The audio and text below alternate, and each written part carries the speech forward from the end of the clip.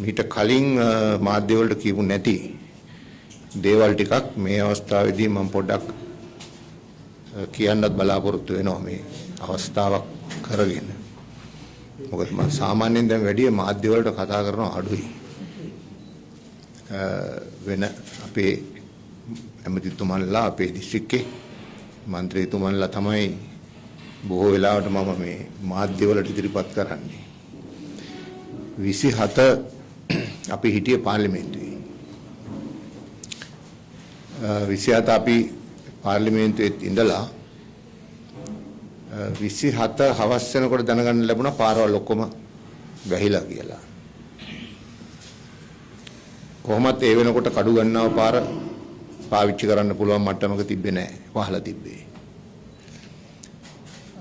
අපිට නුවරට එන්න තිබුණේ අපි සම්බන්ධ වෙන්න ඕන මහජන නියෝජිතයෝ විදියට දිස්ත්‍රික්කයට පුළුවන් තරම් ඉක්මනින්. මම කල්පනා කරා 27 රෑම එනවා කියලා. ඉන්න බෑනේ හිට වෙලා. ඊට පස්සේ විමසලා බලද්දි එන්න බෑ. එන්න අමාරුයි. එන්න තිබුණ එකම පාර ගලගෙදර හරහා. ඉතින් කොහොම හරි මමයි මගේ රියදුරු මල්ලේ යන්න පුළුවන් දුරක් යමුකෝ කියලා ආවා. කොහොම හරි අපි ගලගෙදර ටවුන් එකට ආවා. එතනින් මෙහාට අපි දන්න අය කිව්වා මේ යන්න බෑ කියලා. ඊට පස්සේ මම කිව්වා මෝටර් සයිකල් වල හරි මොනවා හරි ක්‍රමයකට යමු කියලා. ඒගොල්ලෝ අපිට මෝටර් බයිල් දෙකක් ලෑස්ති කරා. එහි ප්‍රාදේශ සභාවේ සභාපති එයත් සම්බන්ධ වෙලා. ඊට පස්සේ අපි ආපු වාහනේ අපි එතන දාලා අර බයික් දෙකෙන් ඒගොල්ලෝ අපිව පුළුවන් තරම් එහෙම් මෙහෙම් දාගෙන උස්සන් ආවා සෑහෙන දුරක්. ඊට පස්සේ බයික් එකෙන් එන්නත් බෑ. ඊට පස්සේ අපි පයින් ආවා. මේ කියන්නේ 27 රෑ. පයින් ආවා. ඊට පස්සේ මම මගේ සම්බන්ධීකරණ ලේකම් සහෝදරයාට කතා කරලා නුවර පැත්තෙන් එන්න පුළුවන් තරක් දුරට මේ පැත්තෙන් වාහනයක් ගෙන්න ගත්තා. ගෙන්නගෙන එහෙම තමයි ආවේ. එනකොටත්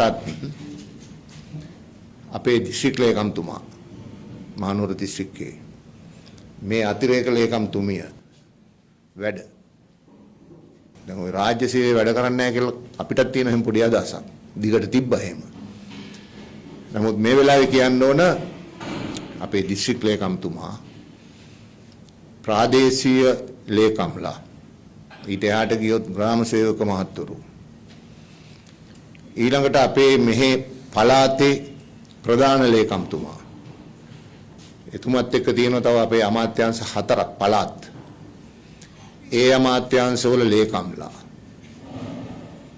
එතනින් පල්ලෙහාට අපිට තියෙනවා එතන නිලධාරීන්ට අමතරව ප්‍රාදේශ සභා. හරි. එතකොට පළාත් රාජ්‍ය සේවයත් අපේ ඒ වගේම මහාණ්ඩුවට සම්බන්ධ අපේ රේකීය අමාත්‍යාංශ රාජ්‍ය සේවයේ අයත් පුදුමාකාර කැපවීමක් මේ දක්වාම කරා මේ වැඩේට.